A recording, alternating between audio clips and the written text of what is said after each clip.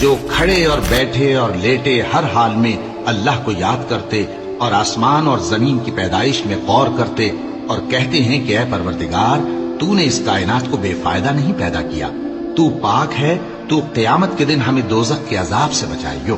اے پروردگار جس کو تو نے دوزخ میں ڈالا اسے رسوا کیا اور ظالموں کا کوئی مددگار نہیں ہوگا۔ اے پروردگار ہم نے ایک پکارنے والے کو سنا کہ ایمان کے لیے پکار رہا تھا کہ اپنے پروردگار پر ایمان لاؤ، تو ہم ایمان لے آئے۔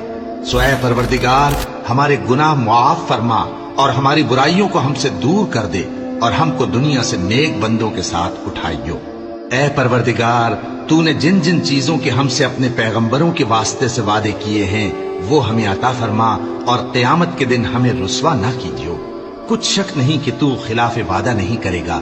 تو ان کے پروردگار نے ان کی دعا قبول کر لی اور فرمایا کہ میں کسی عمل کرنے والے کے عمل کو مرد ہو یا عورت ضائع نہیں کرتا۔